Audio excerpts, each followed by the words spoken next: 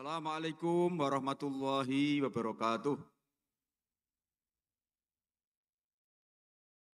Alhamdulillah wa syukrulillah wassalatu wassalamu ala rasulillah wa ala alihi wa sahbihi wa mawalah. Rabbis shrahli sadri wa yassirli amri wahlul 'uqdatam min lisani yafqahu qawli. Amin ya rabbal alamin. Yang saya hormati Ketua Pimpinan Wilayah Muhammadiyah Jawa Timur, Bapak Al-Ustadz Insinyur Tambit Masyudi, Ketua Pimpinan Daerah Muhammadiyah Sidoarjo, Bapak Profesor Dr. Ahmad Zulmilal, MPD, Pimpinan Daerah Aisyah Sidoarjo. Tadi saya sudah punya catatan, ini diganti, jadi saya bingung ini. Anunya diganti, tadi sudah tak oret-oret ini. Staf kita ini, ini. Mohon maaf Bu, saya hadir nggak ini Ketua PDM PDA? Oh iya, makasih. Bu Zubaidah, makasih Bu, sudah saya catat tadi namanya lu hilang. Yang saya hormati anggota Forkopimda yang kalau masih ada, pengurus PCM,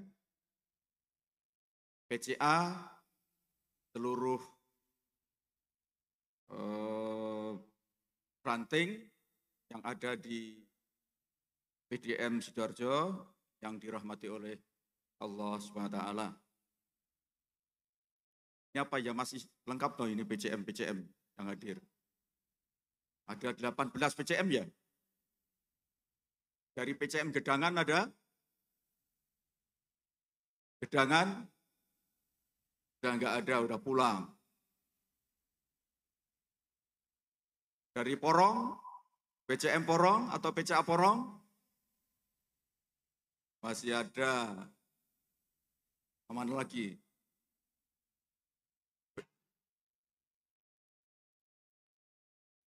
Sidoarjo, PCM Sidoarjo. PCM Sidoarjo kok tinggal sedikit malahan. Buduran, PCM Buduran. Masih ada, tak absen ini ya. PCM Candi. Oh, Candi banyak, tepuk tangan untuk Candi.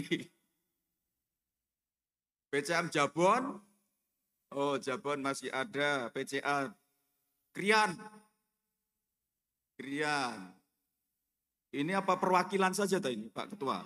Kok yang datang kok cuma atau Sedati, PCA Sedati. Wah, tepuk tangan Sedati banyak sekali. Sedati itu sepanjang ya? Oh lain. Sukodono. PCM Sukodono. Oh ini Sukodono. Tulangan. Masih lengkap Tulangan. PCM Tarik. Tarik mana? Oh masih ada. Tanggul Angin. Oh, ini pasti nggawa tas padha ini. PCM Waru. Waru kok malah sedikit. PCM Waru. PCM Wonoayu. Gas 2. Ada yang PCM yang belum saya panggil? Oh, masih banyak. Kerembung. PCM Kerembung, Sepanjang. Oh, alhamdulillah sepanjang masih banyak. Masih ada yang belum dipanggil? Dari mana? Balong Bendo. Oh iya, Balong Bendo. Buduran. Sampun. Candi. Sampun. Ya sudah kalau begitu. Alhamdulillah, saya mohon maaf kehadiran saya terlambat. Karena tadi kepancal pesawat. Berangkat dari rumah, saya pikir lancar-lancar saja, ternyata macet total. Kalau udah macet total, walaupun menteri nggak bisa lewat. Jadi terpaksa naik pesawat berikutnya, itu pun untung saja tadi masih bisa diusahakan. Kalau tidak bisa lewat, saya tidak bisa bersilaturahmi dengan PDM Sidoarjo yang luar biasa ini. Ini banyak ibunya daripada bapaknya ya, luar biasa ini. Di mana-mana itu Aisyah kok lebih semangat daripada Muhammadiyah ya. Kemarin saya juga menghadiri milad PWM Jawa Barat. Itu 2/3 juga Aisyah. Jadi yang bersemangat bermilad ini Aisyah, bukan Muhammadiyah. Bapak sekalian, tadi disebutkan oleh pembawa acara bahwa tema milad ke-11 ini adalah ikhtiar menyelamatkan semesta. Ini judulnya sangat keren ini. Saking kerennya mungkin sulit dipahami.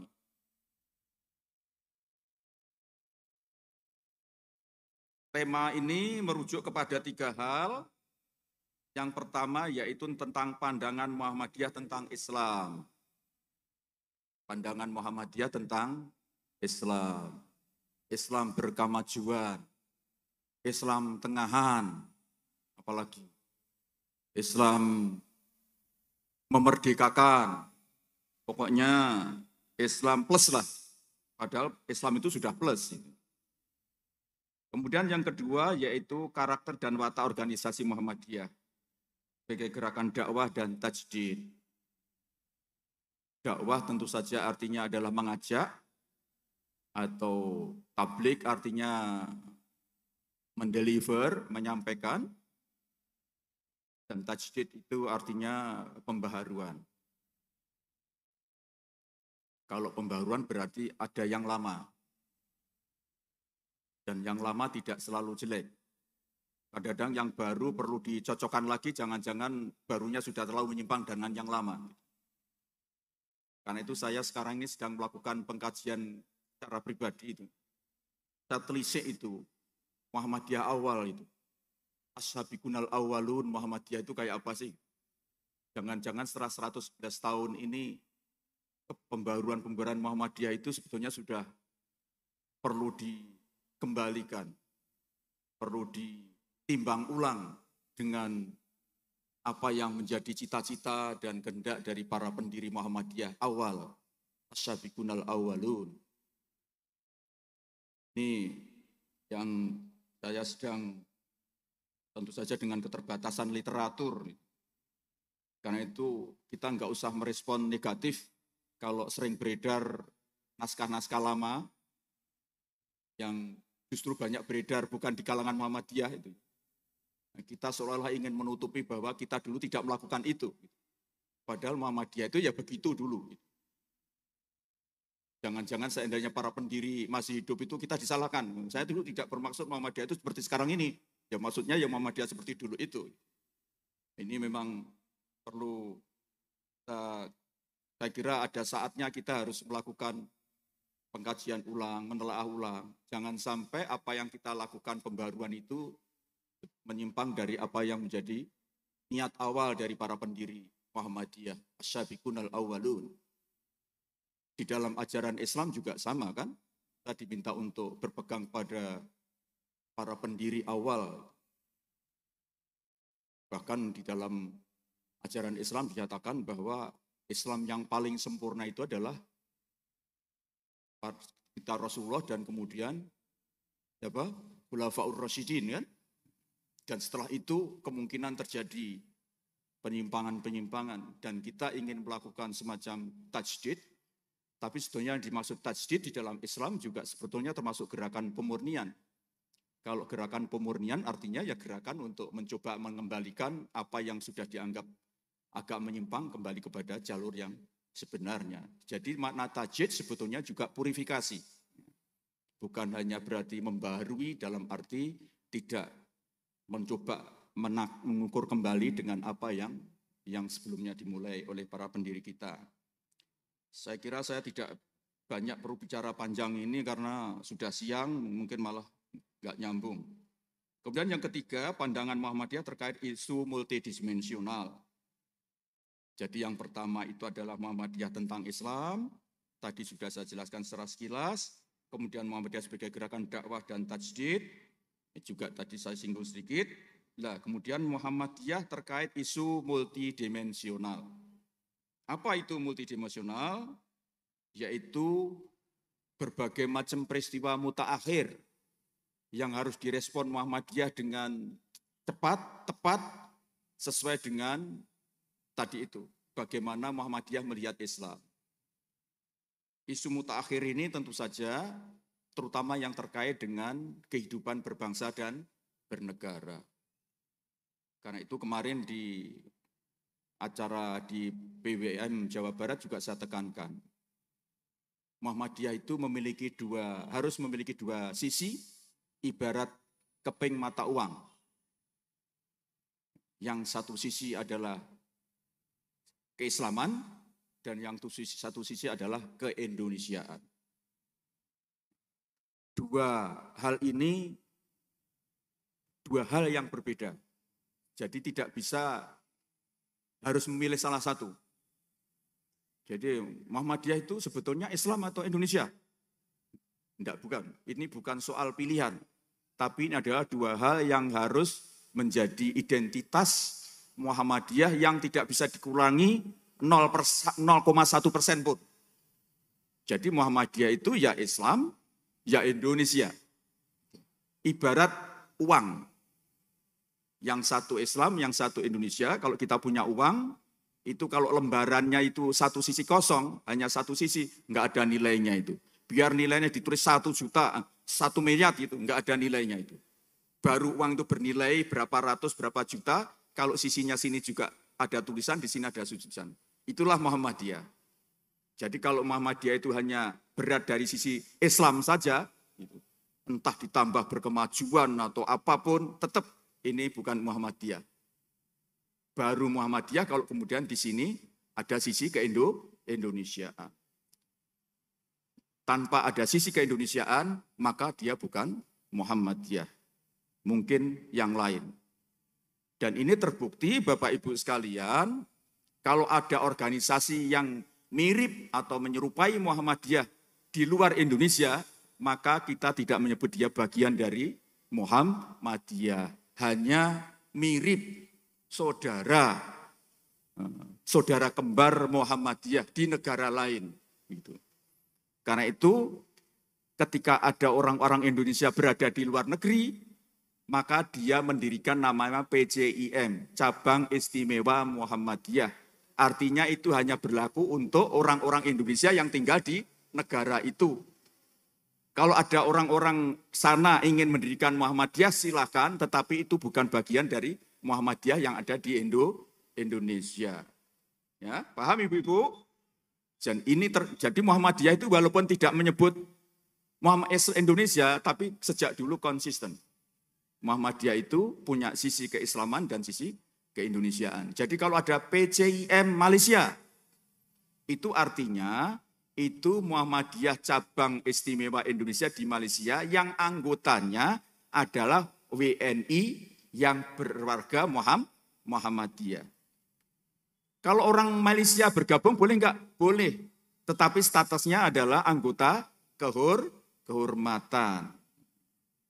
Bukan anggota biasa. Bukan anggota resmi dari PCIM.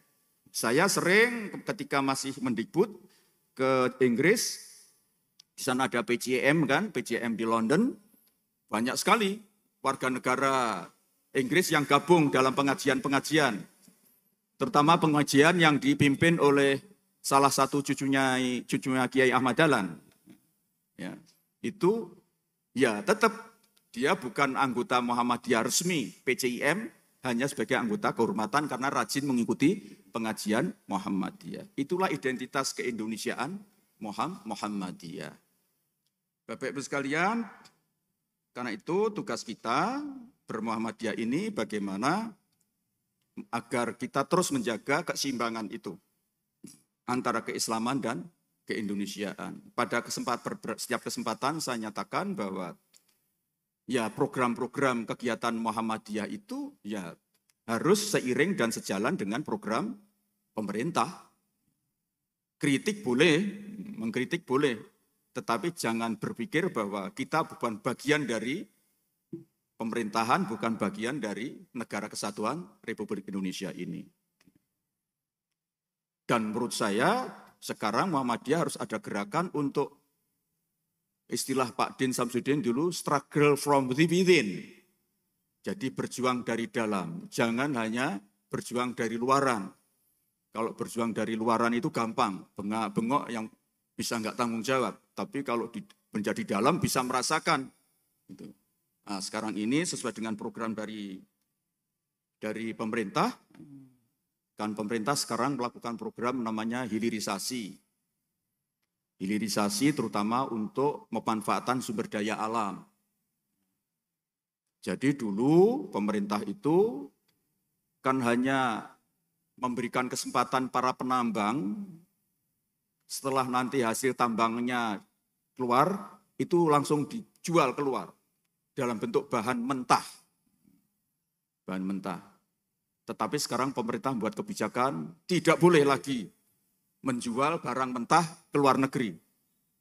Harus dibikin dulu setengah jadi di sini, baru dijual keluar.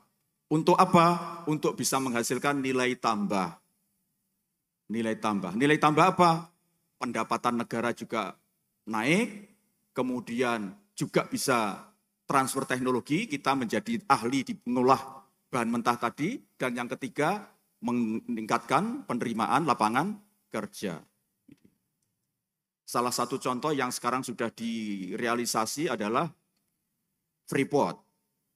Jadi bapak-bapak sekalian, ibu sekalian, Freeport yang menghasilkan tembaga dan emas itu selama ini oleh perusahaannya itu dikirim mentahan keluar. Dan Freeport itu tidak perlu menggali, bapak sekalian. Cukup meledos nih gunung. Jadi gunung itu diledakkan dengan dinamit, nanti rontokannya itu digerojok oleh salju dari luar, dari atas, nanti ngalir sendiri itu, kemudian ditampung di dalam tronton, dan trontonnya langsung ke laut, ya, dan nanti langsung dikirim ke luar negeri. Nah, untuk mengetahui kandungannya apa saja, gimana caranya? Dengan cara rendemen. Ini yang sudah dagang tebu sudah tahu itu, namanya rendemen. Rendemen itu artinya kalau dalam satu truk, kemudian nanti diambil beberapa tebu, dicek kandungan gulanya berapa, kan gitu ya, kandungan airnya berapa. Hasil ini kemudian disimpulkan bahwa seluruh tebu sak truk itu hasilnya seperti ini. Tapi nanti untuk penetapan angka harus di bawah itu, gitu. Tidak boleh di atasnya atau persis. Untuk jaga-jaga. Jadi misalnya kalau rendemennya berapa, saya nggak tahu kalau yang biasa pengusaha tebu ya. Misalnya 60% kandungan gulanya, maka kemudian dinyatakan bahwa seluruh tebu yang ada di dalam satu truk itu berarti kandungannya 40%. Tidak 60%, pasti harus di bawah. Gitu. Untuk apa? Jogo-jogo nanti ternyata kalau 60 itu keliru. Gitu. Sama kan kalau bapak ibu-ibu yang jualan beras, itu biasanya disodot kan, anunya itu, atau kedelai itu, dicoblos itu loh. Nah, diambil kan, kemudian didelok. Wah, ini hasil coblosannya ini menggambarkan sak karung itu seperti ini. Nanti bukan sak karung, seluruh truk yang isinya karung itu sak ini. Dikira-kira. Gitu. Bayangkan, jadi itu ketika habis dibelodosnya kemudian kumpul itu kemudian diambil contoh. Dan yang diambil contoh itu hanya apa yang didagangnya itu. Misalnya tembaga, ya tembaga. Padahal di situ ada emasnya gitu ya, kita nggak tahu berapa sebetulnya. Ada nggak kandungan yang lain selain tembaga? Kalau memang niatnya itu adalah dagang tembaga, ya cuma tembaganya yang dicari. Rendemennya itu, emasnya nggak ketahuan. Dan kemudian diolah di luar negeri. Nah itulah sekarang pemerintah membuat kebijakan, sekarang nggak boleh. Harus diolah di Indonesia. Nah, makanya nanti di Gresik sekarang sudah dibangun smelter untuk mengolah hasil tambang dari Freeport. Supaya kita bisa berhak untuk mengolah di dalam, maka pemerintah harus memiliki saham 50% lebih. Karena itu kita harus merebut saham 51% dari Freeport, baru kemudian kita bisa memaksa perusahaan untuk membuka smelter di sini. Itulah kenapa pemerintah kemarin ngotot, Freeport kita harus punya 51%, itu supaya kita bisa membuat smelter di Gresik. Dan nanti kalau sudah di Gresik itu kita bisa mengolah sendiri, kita akan ketahuan Itu tembaganya berapa dan emasnya ada enggak? Jangan-jangan termasnya ada. Dan insya Allah pasti ada itu. Misalnya. Dengan begitu, berapa nilai total yang bisa dilakukan? Sebagai contoh misalnya nikel saja, Ibu sekalian, seperti yang disampaikan Pak Presiden, kalau diekspor mentahan, tadi itu, kita per tahun hanya bisa mendapatkan 15 triliun hasilnya. Tetapi kalau nanti diolah di dalam sendiri, baru kita jual keluar, itu nilainya naik menjadi 300 triliun. Jadi dari 15 triliun menjadi 300 triliun. Bayangkan, jadi selama ini sebelum ada kebijakan hilirisasi ini, sudah berapa kekayaan Indonesia itu dirampas atau dicolong oleh pihak luar, ya, dengan kita mengimpor atau mengekspor bahan mentah saja itu. Itulah pentingnya hilirisasi. Jadi bayangkan nanti kalau Freeport itu sudah mengolah bahan mentahnya smelter di Gresik, itu nanti insya Allah keuntungan dari Freeport itu akan bisa berlipat ganda. Nah, maksud saya adalah hal semacam ini warga Muhammadiyah tidak boleh ketinggalan. Harus ikut menyiapkan SDM yang betul-betul unggul sehingga bisa ikut ambil bagian. Kalau tidak, ya kita artinya enggak menjadi warga negara yang baik seperti yang jadi cita-cita para pendiri kita. Makanya Universitas Muhammadiyah Sidoarjo, Universitas Muhammadiyah Gresik harus betul-betul mengkoneksikan program-program studinya bagaimana nanti lulusannya bisa betul-betul terhubung dengan lapangan kerja yang ada di smelter Gresik itu. Kalau sekarang Pak Rektor belum menggagas itu, sekarang waktunya untuk memikirkan mumpung belum kebacut. Karena tahun depan insya Allah smelter itu sudah dibuka, sudah mulai mengolah. Inilah pentingnya kita harus beradaptasi, menyesuaikan diri. Nah, Bapak sekalian, Ibu sekalian, insya Allah PP Muhammadiyah sekarang juga sedang berusaha untuk masuk menjadi pelaku industri pertambangan. Insya Allah. Karena saya sekarang ketua PP pindah, dulu koordinator pendidikan, saya sekarang koordinator bidang ekonomi, sekarang ini sedang menjajaki kemungkinan kita bisa masuk menjadi bagian dari pelaku industri pertambangan. Sedang menjajaki, sekarang dalam proses, mohon didoakan, karena kalau ini nanti berhasil, sehingga kita tidak hanya menjadi penonton yang kritik dari luar, tapi kita tahu rasanya bagaimana sebetulnya menjadi pelaku pertambangan itu. Kita akan coba nanti menunjukkan kalau Muhammadiyah itu dipercaya mengelola tambang, itu beda cara dibanding yang lain. Kenapa? Karena kita ini non-profit, tidak memburu untung, tetapi memburu kemaslahatan untuk bangsa. Contohnya misalnya penanganan pasca penambangan, yang sekarang menjadi isu kan kerusakan lingkungan. Muhammadiyah selama ini cuma bilang aja kerusakan. Nah, kita ingin tahu rasanya bagaimana sih kalau menjadi penambang itu supaya nanti tidak merusak lingkungan, itu seperti apa caranya. Disitulah nanti perguruan tinggi yang punya teknologi lingkungan akan kita minta untuk mendesain sehingga kita betul-betul bisa menunjukkan bahwa kalau Muhammadiyah dipercaya itu bisa lebih baik dibanding seandainya dikelola pihak yang bukan Muhammadiyah. Ini masih sedang usaha, kebetulan sudah ada perpres yang membolehkan organisasi kemasyarakatan seperti Muhammadiyah maupun NU itu untuk masuk ikut di dalam mengelola sumber daya alam terutama di bidang pertambangan. Tentu saja ini masih berusaha keras. Hari-hari ini saya terus non-stop, termasuk tadi malam saya baru selesai kira jam 11 untuk membicarakan ini. Nah, sekarang tinggal doa saja. Kalau doanya makbul, dari warga PDM Sidoarjo ini makbul, insya Allah kita akan bisa segera masuk menjadi bagian dari industri pertambangan. Nanti yang sudah sekarang jalan, Bapak Ibu sekalian, kita akan memproduksi infus sendiri.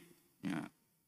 Jadi nanti seluruh rumah sakit Muhammadiyah itu memakai infus produksi Muhammadiyah. Insya Allah lebih baik kualitasnya dan juga lebih murah. Nah, karena kita langsung bekerja sama dengan produsen, karena kita belum punya SDM yang cukup bagus, dan pihak produsen juga oke. Nanti kalau memang pada suatu saat Muhammadiyah sudah bisa bikin pabrik sendiri, maka itu tidak akan dia sedia untuk melepas. Sama, kalau nanti kita masuk industri pertambangan, kita tidak mungkin langsung, karena itu perlu modal besar, modalnya triliunan, gitu ya. Memang Muhammadiyah itu katanya kaya raya, ratus triliunan, tapi kan dalam bentuk sekolah, dalam bentuk kampus. Ini. Kalau yang cash itu kan nggak ada sebetulnya. Malah utang kan kita di bank-bank. Saya nggak tahu MC Sidoarjo ini punya utang nggak. Kalau nggak punya utang nanti saya pinjam uangnya. Tapi yang lain itu kan punya utang. Jadi sebetulnya memang aset iya, kita mungkin ratusan triliun. Tapi kalau cash itu ketika mau menambang kira-kira butuh sekitar 3-4 triliun ya nggak punya lah kita. Kita harus menggandeng orang yang punya duit dan yang punya pengalaman. Tetapi insya Allah yang amanah, yang punya komitmen dengan Muhammadiyah, syukur warga Muhammadiyah sendiri, nanti pada akhirnya kita kalau kita sudah punya SDM yang cukup, kita akan bisa bergerak secara mandiri di sektor pertambangan ini. Demikian. Nah, Ibu Bapak sekalian, beda dengan di sektor sumber daya alam. Kalau di sektor sumber daya manusia, kita justru bukan hilirisasi tapi huluisasi. Huluisasi. Sekarang yang menjadi isu utama kita adalah penanganan stunting. Jadi stunting itu huluisasi, bukan hilirisasi. Karena kita sisir di sektor yang paling hulu. Yang paling hulu itu apa? Yaitu calon ibu. Calon ibu. Jadi beberapa hadis di dalam ayat Al-Quran yang menekankan pentingnya seorang perempuan itu memang betul. Itu bukan hanya nas Quran tetapi secara ilmiah, secara akademik itu memang tidak ada yang membantah. Jadi kan ada hadis yang menyatakan bahwa perempuan itu lebih 3 kali lebih lipat pentingnya daripada seorang laki-laki kan. Hadis ya Rasulullah, ada seorang sahabat yang bertanya, ya Rasulullah man ahaqqa bi husni sahabati? Qala ummuka. Kemudian orang ini enggak percaya. Masa ibu? Tanya, siapa Rasulullah? Ummuka. Dia orang keliru ini pasti Rasul. Tanya lagi, ummuka, baru Rasulullah dengan meninggi summa abuka. Jadi ke ibu itu 3 kali lipat, ke perempuan itu 3 kali lipat daripada laki-laki. Pentingnya perempuan itu lebih 3 kali lipat dibanding pentingnya laki-laki. Ini mumpung yang datang banyak Aisyah, saya sampaikan. Ya Pak? Kenapa? Karena masa depan sebuah negara itu tergantung ibu. Seperti lagunya Aisyah itu, udah benar itu. Lagunya Mars Aisyah itu. Wahai warga Aisyah sejati, itu kan? Jadilah tiang utama negara, ya kan? Tiang utama negara. Itu maknanya jadi sebetulnya kalau tiangnya ambruk ya ambruklah negara, ya kan? Kan almar'atu imadul bilad ya. Idza saluhat fa saluhatul bilad wa idza fasadat fa fasadatul bilad kan. Perempuan itu tiangnya negara, kalau perempuannya rusak, rusaklah negara. Nah, tapi kalau wanitanya solihah, baik, akan baiklah negara. Nah, disitulah maka Aisyah itu memang lebih penting dibanding Muhammadiyah. Karena itu sekarang pemerintah yang kebetulan saya sebagai Menko-nya menyusuri, menangani calon ibu ini mulai dari remaja. Kita sisir ke kondisi kesehatannya, dan salah satu yang sangat perlu mendapatkan perhatian dari seorang perempuan yaitu siklus masa menstruasinya.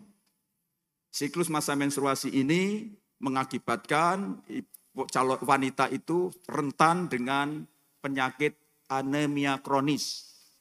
Anemia yang berkepanjangan. Karena itu kita harus betul-betul mencegah anemia. Saya mohon nanti Aisyah betul-betul punya program mencegah terjadinya anemia kronis, dimulai dari kalangan perempuan yang ada di Aisyah. Sekolah SMA Muhammadiyah, SMP Muhammadiyah perempuan, semua harus dipastikan bahwa mereka aman atau selamat dari anemia kronis ini. Apa risikonya kalau orang mengalami anemia kronis? Anemia kronis itu akan berpengaruh terhadap kesehatan janin, kesehatan rahim.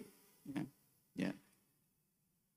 Kalau rahimnya tidak sehat, maka akan kalau nanti mengandung, maka janinnya punya peluang untuk tidak sehat itu tinggi. Salah satunya adalah stunting atau gangguan-gangguan janin yang lain yang berakibat misalnya, mohon maaf, lahirannya tidak dalam keadaan lengkap. Kemudian juga yang sekarang sedang ngetren itu adalah autis. Itu salah satu penyebab utamanya adalah kondisi rahim yang tidak sehat. Salah satu penyebabnya adalah karena yang bersangkutan mengalami anemia kronis. Kan itu minum pil tambah darah itu harus betul-betul dilakukan oleh para remaja putri kita. Nah, saya tahu di sekolah-sekolah karena itu memang rasanya tidak enak, banyak yang dikasihkan ke WC. Diterima tetapi tidak diminum tapi dibuang. Karena itu namanya harus terdeliver. Makanya tabligh itu benar, menyampaikan itu benar. Karena yang diberikan belum tentu sampai. Harus betul-betul diterima dan sampai artinya betul-betul diminum oleh remaja putri itu. Apakah itu cukup? Belum cukup. Kesehatannya juga harus dipastikan. Termasuk ketika memasuki masa pengantin. Nah, sekarang sudah ada suscantin yang lebih terintegrasi. Tidak hanya urusan Kementerian Agama, tetapi sekarang Kementerian Kesehatan, BKKBN, Kementerian Tenaga Kerja, Kementerian UMKM terlibat untuk memastikan calon pengantin itu sehat, tetapi juga secara ekonomi siap, ya, dan secara fisik dia juga memang siap menjadi seorang ibu dan seorang bapak. Angka perkawinan di usia dini masih sangat tinggi di Indonesia ini. Saya tidak tahu kalau di Sidoarjo, kemarin di Jawa Tengah, itu rata-rata masih di atas 30%.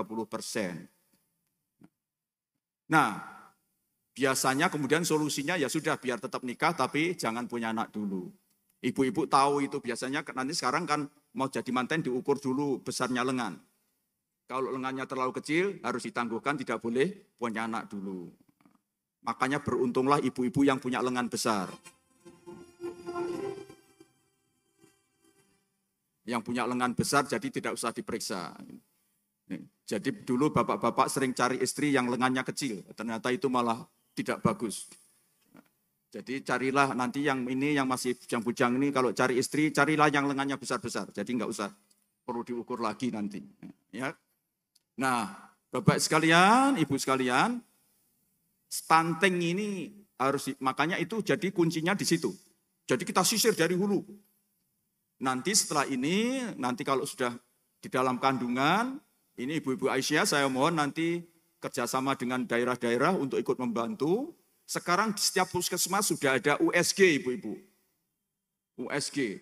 Jadi kalau mau periksa sekarang tidak seperti dulu digerayai sama bidan. Dikira-kira sama bidan. Oh ini sudah sepanjang, oh ini sudah. Sekarang enggak. Sekarang tiap puskesmas ada USG. Sehingga bisa diperiksa panjangnya berapa, kemudian lingkar kepalanya berapa. Kalau lingkar kepalanya belum memenuhi syarat, harus dibesarkan di dalam kandungan itu sebelum keluar. Karena kalau lingkaran tidak memenuhi syarat, itu peluang stuntingnya besar. Kok bisa begitu? Iya, yang dimaksud stunting itu sebetulnya bukan cukup karena pendek atau kecil. Gitu. Kalau pendek karena kecil itu terkait dengan trukulannya. Kalau trukulannya memang kecil ya nggak bisa mungkin besar. Tapi kalau kepala itu ada standarnya Bapak sekalian. Kalau kepalanya di dalam perut itu kok kecil, peluang stunting besar. Jadi stunting itu berkaitan dengan tumbuhnya kepala. Kepala berkaitan dengan kecerdasan. Jadi nanti kalau diukur kok kurang, nah nanti baru diintervensi. Melalui ibu, lebih mudah mengintervensi lewat ibu daripada ketika sudah lahir. Nanti berbagai macam gizi diberikan kepada mereka. Nah, demikianlah kalau saya ceritakan nanti panjang lebar ini yang penting saya mohon PDM Sidoarjo betul-betul berkomunikasi dengan daerah untuk menangani program-program pemerintah. Termasuk kemiskinan. Di Sidoarjo angka kemiskinan masih tinggi walaupun sudah di bawah rata-rata provinsi maupun nasional. Harus kita tangani sampai betul-betul nol. Presiden menekankan pada tahun 2024 kita sudah kemiskinan ekstrim harus 0. Mungkin kalau 0 bunder tidak mungkin mendekati 0 paling tidak. Sekarang posisi kita masih 1,2% miskin ekstrim. Kalau miskin masih 9,6%. Di bawah 10 tapi mendekati 10. Dan ini harus kita nolkan depan. Stunting 2024 itu 14%. Apakah itu sudah cukup? Belum cukup. Stunting kita harus di bawah 5%. Alhamdulillah berdasarkan catatan saya untuk Kabupaten Sidoarjo ini sudah sangat rendah stuntingnya. Kalau menurut SSGI masih 16, tapi kalau menurut EPBBM pengukuran harian itu sudah di bawah 10%. Saya kira ini juga berkat ikut campur dari ibu-ibu Aisyah di sini. Tepuk tangan. Ya. Saya kira itu yang bisa saya sampaikan. Nah, saya kebetulan membawa voucher. Ini silakan. Ada beberapa pertanyaan yang saya sampaikan. Nanti kalau ada yang siap untuk menjawab, boleh maju ke depan. Pertama, dengar baik-baik ibu-ibu Aisyah. Muhammadiyah berdiri tahun berapa?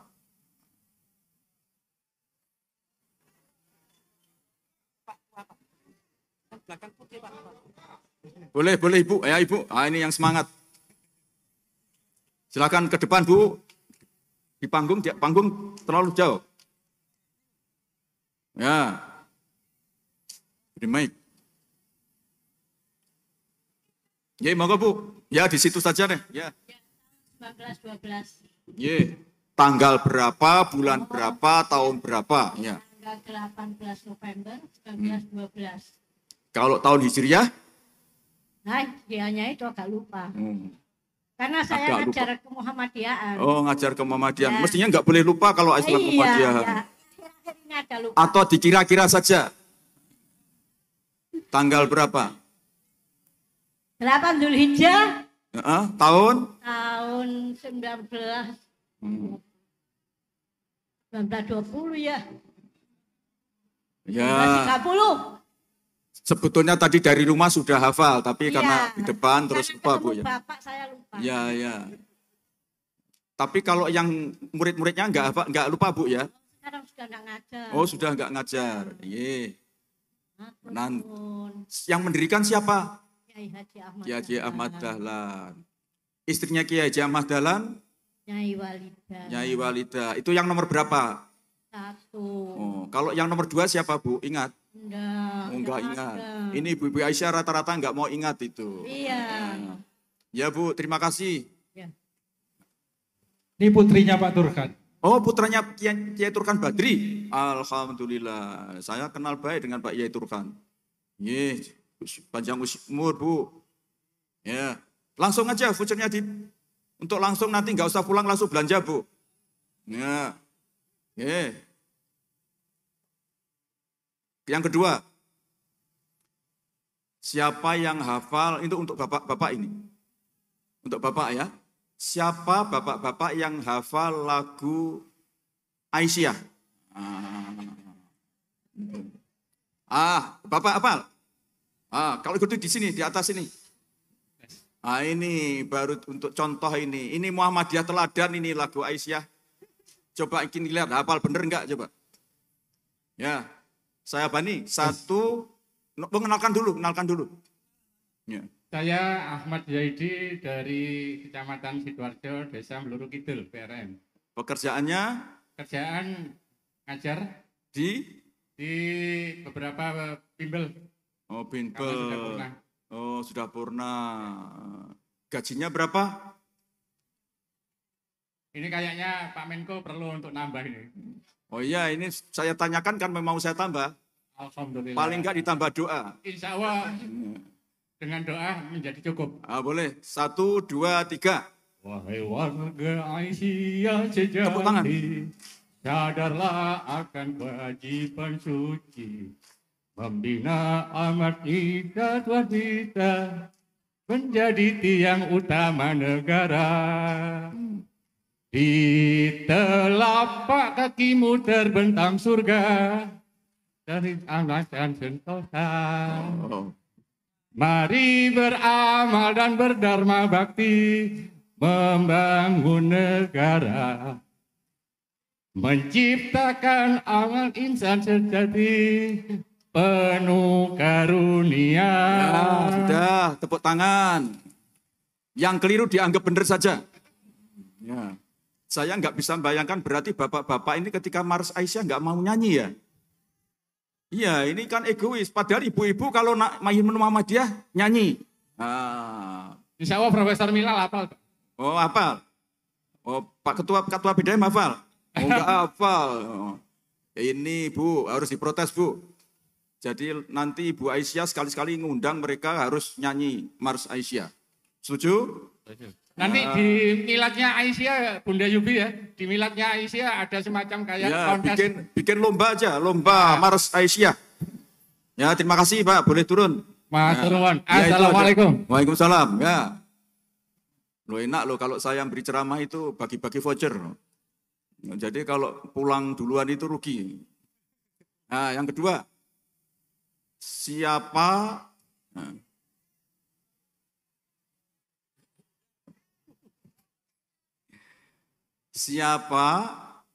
yang mengarang atau yang menyusun lirik lagu Mars Aisyah dan yang menyusun lagunya? Siapa yang menyusun lagu dan lirik dari Mars Aisyah? Ayo, ibu-ibu Aisyah. Ayo, siapa ayo? Enggak ada? Oh itu ada. Ada? Ya silakan Ibu, masuk sini.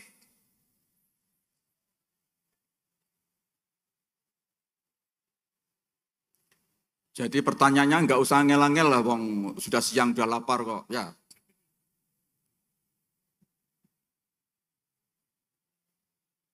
Ya, kalau berat naik ke atas cukup di bawah juga boleh. Tapi kalau di atas juga bagus. Nanti soalnya saya minta untuk nyanyi, jadi suaranya biar terdengar di sana.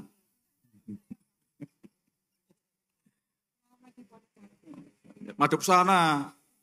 Siapa yang menyusun lagu Mars Aisyah?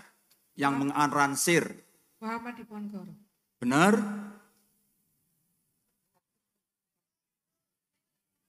Siapa? Muhammad Diponegoro. Kurang ya? Terus yang menyusun lagu liriknya sudah benar tadi, sudah hafal, tapi sampai di sini lupa. Itu biasa. Coba Bu, siapa? Yang membuat lagunya siapa? Yang menyusun liriknya siapa? Lagunya Muhammad Diponegoro. Lagunya Muhammad Diponegoro. Terus liriknya? Balik ya Pak? Hah? Balik. Untuk liriknya. Lah ini lagu Aisyah harus dicek loh. Lagunya jangan-jangan yang bikin ya.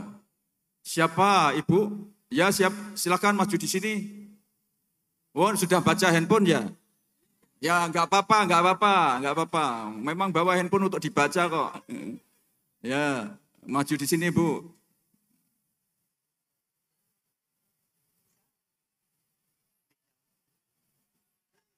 Ya, dijelaskan. Siapa yang menyusun lagu atau yang mengaranseir lagu Mars Aisyah? M. Irsyad. M. Irsyad, betul? Betul, tepuk tangan. Kan sudah tanya kepada Google, jadi sudah dapat jawaban benar. Kemudian yang menyusun liriknya? Diponegoro. Pangeran Diponegoro. Imam Diponegoro. Pangeran Diponegoro, betul? Oh salah. Siapa Bu? Tadi sudah hafal. Tadi lihat handphonenya gimana? Sudah lihat handphone tapi hilang, lupa. Rogi. Ya, jadi untuk lagunya yang mengaranseir Muhammad Irsyad. Untuk liriknya yang menyusun Muhammad Diponegoro. Ini lucu, Marsnya Aisyah tapi yang nyusun laki-laki. Mbok nanti bikin sendiri ya perempuan. Hafal Pancasila Bu. Nah, coba. 1, 2, 3. 1, Pancasila. 1. Pancasila. Hmm. Pancasila. 1. Ketuhanan yang Maha Esa. 2. Kemanusiaan yang adil dan beradab. 3. Persatuan Indonesia. Ya. 4. Kerakyatan yang dipimpin oleh hikmat kebijaksanaan dalam permusyawaratan perwakilan. Ya. 5. Keadilan sosial bagi seluruh rakyat Republik Indonesia tahun 1945. Pembukaan. Bahwa sesungguhnya kemerdekaan itu ialah hak segala bangsa. Dan oleh sebab itu, maka penjajahan di atas Indonesia harus di atas Indonesia. Ya, nggak apa-apa. Terus. Di atas dunia harus dihapuskan. Karena tidak sesuai dengan pri kemanusiaan dan pri keadilan. Tepuk tangan. Untung aja bisa Pancasila sama pembukaan. Kalau enggak tadi enggak jadi dapat voucher. Ya, terima kasih Ibu. Sama-sama. Nanti enggak usah pulang dulu ya, langsung belanja ya. Ya, makasih. Masih ada Mas? Masih. Sekarang untuk bapak-bapak ini. Bapak-bapak, coba diperhatikan. Siapa yang menulis atau yang menyusun lirik lagu Muhammadiyah?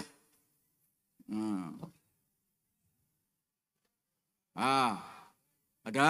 Aisyah juga boleh. Oh itu bapak, ya sini. Ya ini, wah. Kacamatanya dipakai no, biar jadi kayak penyanyi. Ya, mengenalkan diri dulu. Assalamualaikum warahmatullahi wabarakatuh. Waalaikumsalam. Saya nama Afif Subhi. Siapa? Afif. Afif Subhi. Oh iya. PRM Sekardangan. Ranting. Iya. Jabatannya apa? Baru kepilih sebagai ketua. Oh, ketua ranting, tepuk tangan. Loh, ketua ranting itu penting itu. Langsung jawaban, Prof. Hah? Belum, saya tanya yang lain kok. Buru susu ingin voucher aja ini. Enggak. Programnya apa di ranting yang sudah mau dilaksanakan? Di waktu terdekat akan mengadakan pengajian Ramadan sekaligus baksos. Bakso. Terus? Karena di ranting Sekardangan programnya selalu itu. Jadi pas saat puasa itu selalu mengadakan baksos. Dan termasuk buka bersama? Kalau buka belum. Oh. Selalu ikut kajian di sini, Bro. Pengajian di situ. Ya, karena kan dekat. Dekat. Berapa anggotanya di ranting Muhammadiyah? Namanya ranting masih. Muhammadiyah mana tadi? Ranting. Sekardangan. Sekardangan. Iya. Berapa anggotanya? Kalau anggotanya belum banyak, Prof, karena bersinggungan sama saudara ya. Jadi masih sekitar 30-an. Oh ya udah banyak, tepuk tangan. Daripada 20 kan banyak 30 ya? Iya. Ya memang Muhammadiyah harus inklusif ya, dan jadi jangan hanya melihat anggota-anggota. Muhammadiyah itu kan gerakan sebetulnya, bukan organisasi. Dan harus rahmatan lil alamin. Kehadirannya harus bisa dirasakan oleh siapa saja, tidak harus warga Muhammadiyah. Ya, saya doakan. Masih mau minta ditanyai? Kalau jawabannya Jarnawi Hadikusumo. Itu yang membuat lirik atau membuat lagu? Lagu. Terus yang buat lirik siapa? Nah, saya tahunya itu. Jarnawi Hadikusumo. Bener toh yang buat lirik, yang membuat lagu Pak Jarnawi? Ya. Yang buat lirik siapa? Saya tahunya dulu pokoknya di Mars Muhammadiyah Jarnawi Hadikusumo gitu. Oh gitu aja. Enggak ada tulisan yang lain. Oh, berarti salah yang buat itu ya. Ada yang tahu siapa yang membuat liriknya, membuat lagunya? Ada? Atau bisa menjelaskan asal-usul lagu Mars Muhammadiyah? Siapa? Ketua PDM mestinya ini harus menjelaskan. Yang bisa menjelaskan asal-usul lagu Muhammadiyah. Kalau Aisyah itu jelas. Lagunya yang membuat tadi siapa? Muhammad Irsyad, dia seorang komponis, memang dia. Kemudian yang membuat liriknya seorang sastrawan yaitu Muhammad Diponegoro. Nah kalau Muhammadiyah ini ada asal-usulnya itu. Siapa yang bisa menjelaskan? Masa enggak ada? Nah, ini berarti selama ini nyanyi tapi enggak tahu asal-usulnya itu. Baca Quran tapi enggak tahu asbabun nuzulnya ini. Ya. Ngawur aja gimana? Enggak bisa. Enggak boleh. Enggak boleh ngawur Iya. ya. Oh. Saya ngetahunya kan itu, pokoknya Mars Muhammadiyah. Tapi hafal kan lagu Muhammadiyah? Coba. Sang surya telah bersinar, syahadat dua melingkar, warna yang hijau berseri membuatku rela hati. Tepuk tangan. Suaranya mirip Rhoma Irama. Pantesan sudah pakai kacamata. Coba kalau pakai kacamata terus nyanyi. Mana sutra, jangan Prof. Kok malu lu? Kader Muhammadiyah, ketua ranting kok malu. Ya, terima kasih. Nanti vouchernya diambil di bawah. Nanti saya sumbangkan aja. Disumbangkan kemana? Oh itu nggak bisa disumbangkan untuk belanja kok. Ya maksud saya siapa yang diperlukan yang dari jauh. Oh, enggak, udah diterima aja. Oke, terima kasih Prof. Nanti yang jauh nanti saya kasih sendiri. Ini menantunya Prof. Jainuri. Prof. Jainuri. Oke. Oh ya? Oh, pantesan pinter. Ya. Oh ya sudah. Nanti silakan vouchernya boleh diberikan kepada Ibu Aisyah yang berminat. Ya. Wah, luar biasa ini, lomo banget ini, dermawan ini. Ya. Jadi begini. Tadi karena nggak ada yang siapa yang bisa menjelaskan? Kalau bisa dan benar, saya beri hadiah umroh. Ayo, umroh. Benar. Siapa yang bisa menjelaskan asal-usul lagu Mars Muhammadiyah? Ibu-ibu, lihat Google, boleh. Saya beri waktu untuk lihat Google. Siapa? Oh, nggak ada ya? Saya hitung ya. Ada? Itu ada yang angkat tangan. Boleh umroh loh. Tapi kalau salah saya minta saya diumrohkan. Kalau benar saya beri hadiah umroh, kalau salah saya minta diumrohkan. Ya Bu. Wah ini tepuk tangan. Umroh tenan nih, Pak Sekaya akan umroh ini. Ya Ibu. Assalamualaikum warahmatullahi wabarakatuh. Mudah-mudahan saya bisa jawab. Ya pastilah, berani di depan kok. Ye. Kenalkan dulu. Saya Dian Rahayu Agustina dari PCA Sukodono. PCA Sukodono, jabatannya? Di Tablik, Bapak. Majelis Tablik. Oh, karena Majelis Tablik pasti bisa itu. Insya Allah. Ye. Silakan Bu. Asal usul Mars Muhammadiyah. Maksudnya ini asal usul jadi asbabun nuzulnya.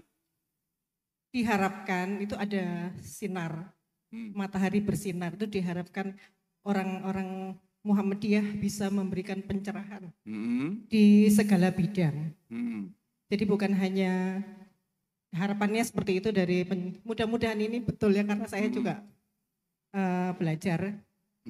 Terus? Kemudian dari pencerahan tadi kita bisa mengemban tugas yaitu membuat seluruh dunia, seluruh alam bisa menjadi penerus Nabi Muhammad SAW. Itu harapannya. Ya tepuk tangan, luar biasa ini. Ibu hafal Pancasila toh? Ya. Coba Pancasila. Pancasila. 1. Ketuhanan yang Maha Esa. Ya. 2. Kemanusiaan yang adil dan beradab. Ya. 3. Persatuan Indonesia. Ya. 4. kerakyatan yang dipimpin oleh hikmat, kebijaksanaan dalam permusyawaratan perwakilan. Ya. 5. Keadilan sosial bagi seluruh rakyat Indonesia. Ya, tepuk tangan. Boleh satu pertanyaan lagi? Monggo. Apa nama calon ibu kota baru Indonesia? Nah, calon ibu kota baru Indonesia. Kalau sekarang namanya kan Jakarta Raya. Nah, nanti apa? Itu yang saya enggak. Karena bagi saya ibu kota Indonesia itu adalah Jakarta, Pak. Iya sekarang, tapi nanti kan harus pindah, wong sudah disetujui DPR kok. Begitukah? Oh, Ya, iya. saya mohon maaf saya nggak bisa. Tidak tahu. Siapa yang tahu?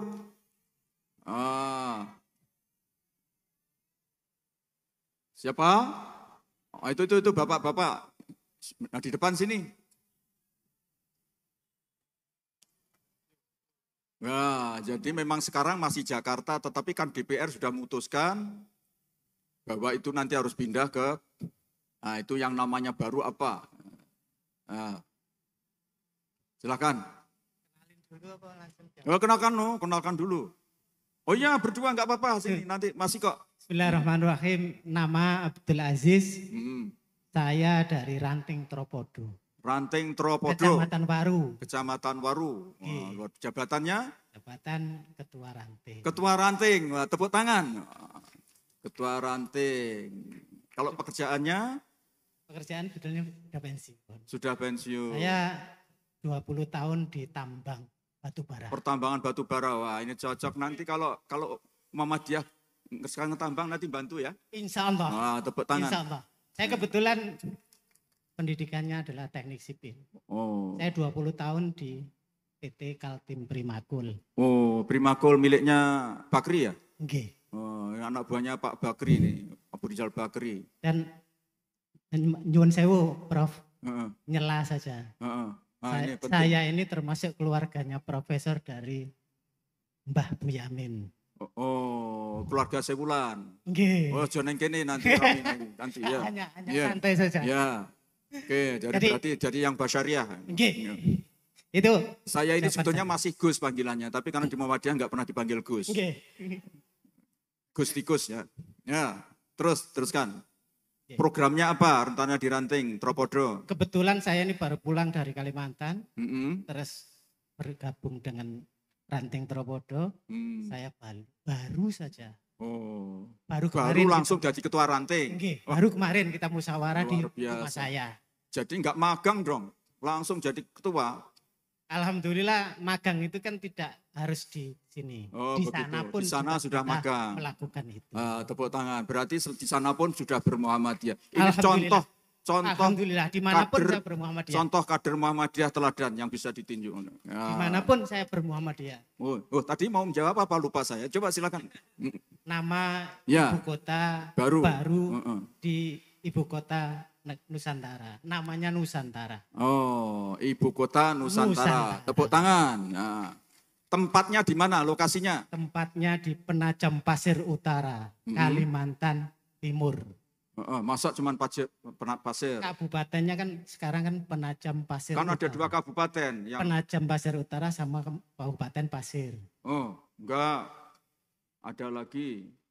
Mana, Prof? Tepatnya persisnya di Penajam Pasir Utara. Dan? Sama ada itu, sudah tadi jawab. Samarinda. Kan?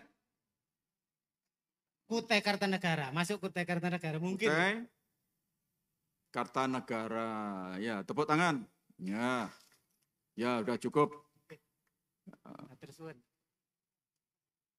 Sudah. Nah, ini yang satu ini karena sudah terlanjur di atas harus diberi pertanyaan. Ya. Siapa warga Jawa Timur yang pernah menjabat sebagai Ketua Umum PP Muhammadiyah? Nah. Ya, ayo. Kiai Haji Mas Mansur. Oh ya. Tahun berapa menjabat sebagai Ketua Umum PP Muhammadiyah? 1938. Akhirnya lupa saya, Pak. 1938 seingat saya. Benar, 1938. Pak Tambit. Oh, betul. Sudah tahu makamnya di mana Kiai Mas Mansur? Di ini, Pak. Di Ampel, saya pernah. Di Ampel. Ya, jadi mohon ya ibu-ibu, bapak-bapak ini jangan alergi ziarah. Ziarah itu bukan untuk minta berkah sama yang meninggal, tapi mendoakan mereka yang meninggal. Itu mendoakan di makam itu lebih afdol daripada doa jauh-jauh, apalagi dengan ibu. Kalau ibu itu doanya kalau bisa di tempat makam itu langsung nyetrum itu. Karena kan darah daging kita itu kan dari ibu. Ya kan? Itu secara hukum biologi itu masih punya pertalian walaupun dia sudah berada di dalam makam itu. Jadi ziarah itu ya penting, jangan kita kemudian alergi. Saya mohon dong ini yang Ibu Aisyah, Ibu dari Muhammadiyah juga lihatlah orang yang berjasa dan itu pahlawan nasional loh. Kiai Mas Mansur itu bukan hanya ketua PP Muhammadiyah juga pahlawan nasional. Ya. Jadi kita harus menghormati mereka dengan cara tadi itu. Ya termasuk ziarah, termasuk mendoakan. Ya. Terima kasih, tiga-tiganya sudah benar. Ya, silakan. Ya, sami-sami. Ya, langsung dipakai belanja. Jadi, Bapak sekalian,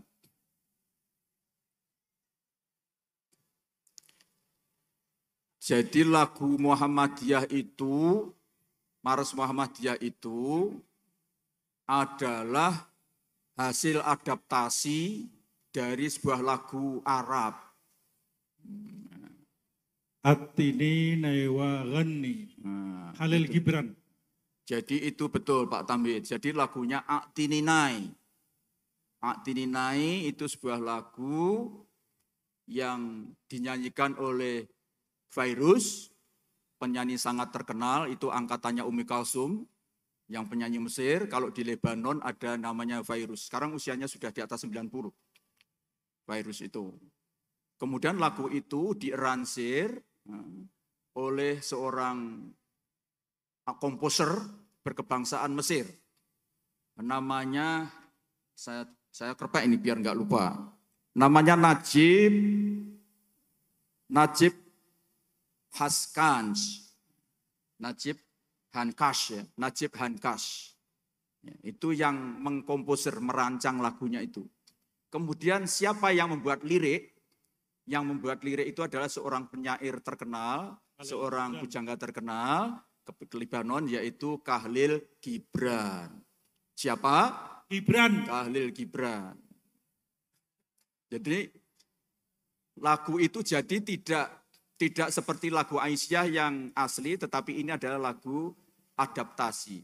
Diadaptir atau disadur dari sebuah lagu, yaitu lagu yang judul A'tininai. A'tininai itu artinya beri aku seruling. Beri aku seruling. Kalau yang ngerti bahasa Arab, A'tininai, nainya itu isim nakirah, bukan isim ma'rifat. Artinya bukan itu, bukan beri aku seruling itu, tetapi beri aku sebuah seruling. Artinya berarti itu intransitif. Sebuah seluring bisa berarti seluring benar, tapi bisa jadi itu cuman makna simbol dari seluling. A'tininai. A'tininai ini saya lagunya yang saya kutip sedikit ya. Kalau tidak percaya, nanti ibu bisa cek itu, ada di Google kok, itu banyak sekali.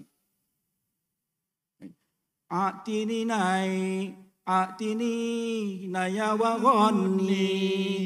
Falgina sirrul wujud wa ani nanaya yakmi bata ayaknal wujud. Itu potongannya.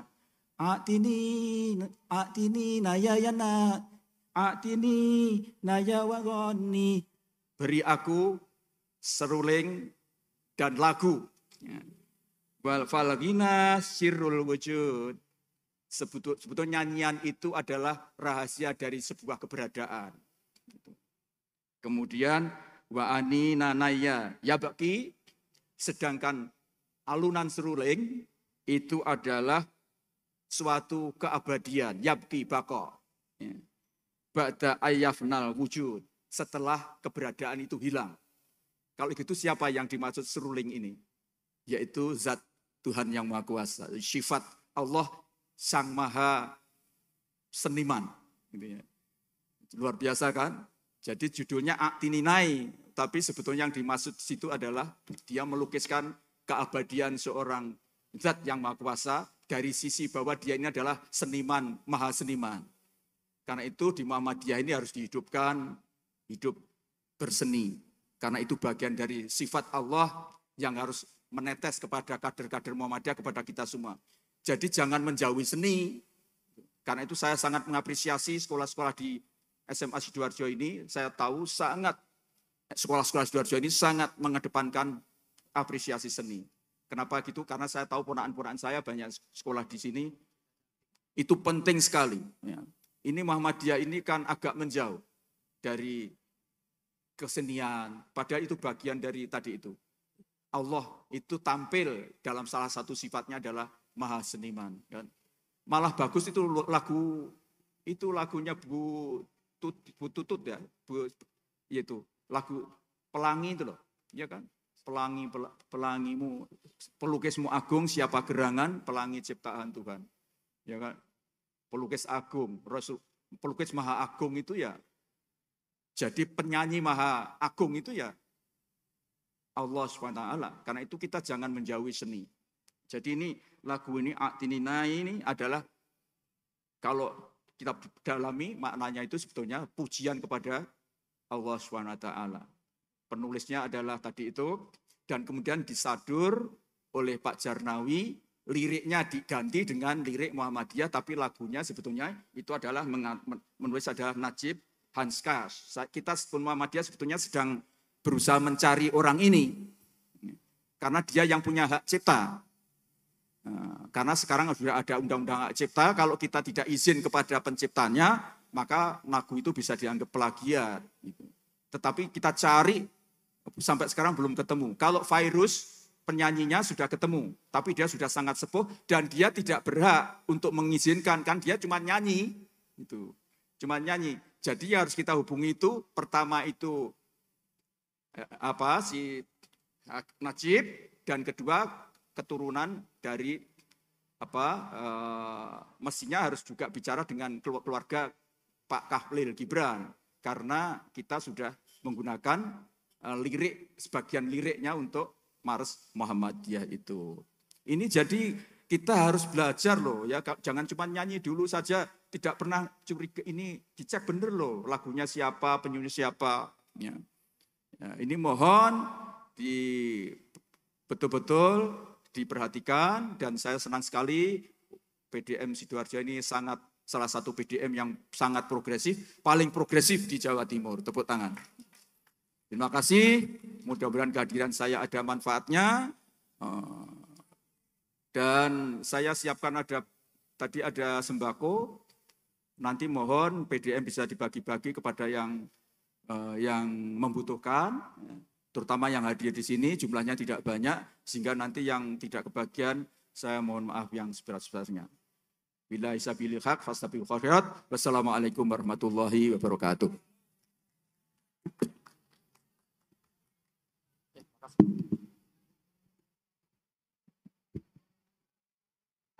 Mohon maaf Bapak, untuk tetap berada di panggung terlebih dahulu. Penyerahan cenderamata kepada Profesor Muhajir Effendi MAP oleh Profesor Ahmad Doul Milal MPD. Kami mohon kepada seluruh hadirin untuk memberi aplaus.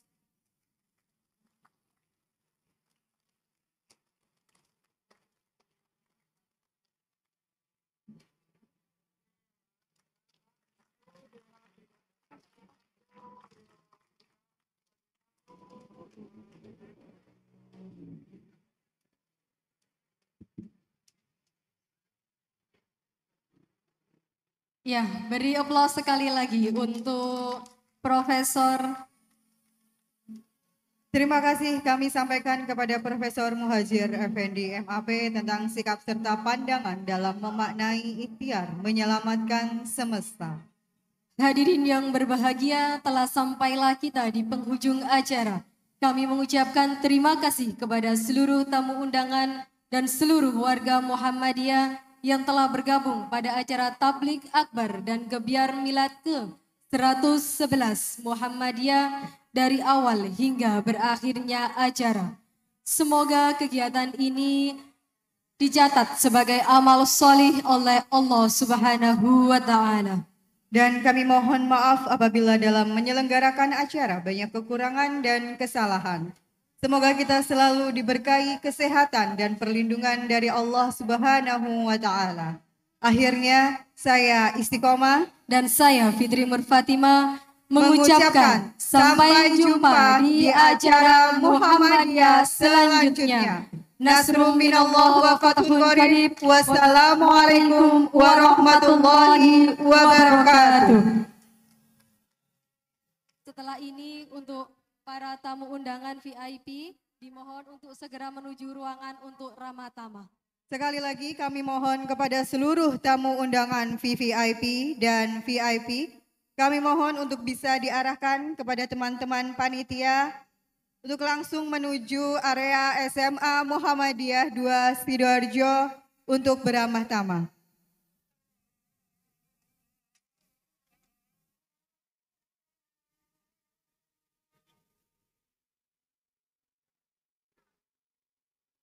Silakan Bapak.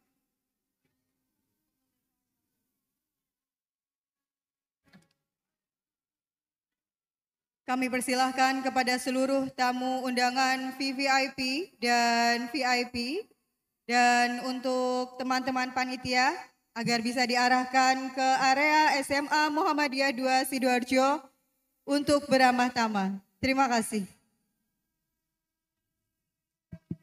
Cek.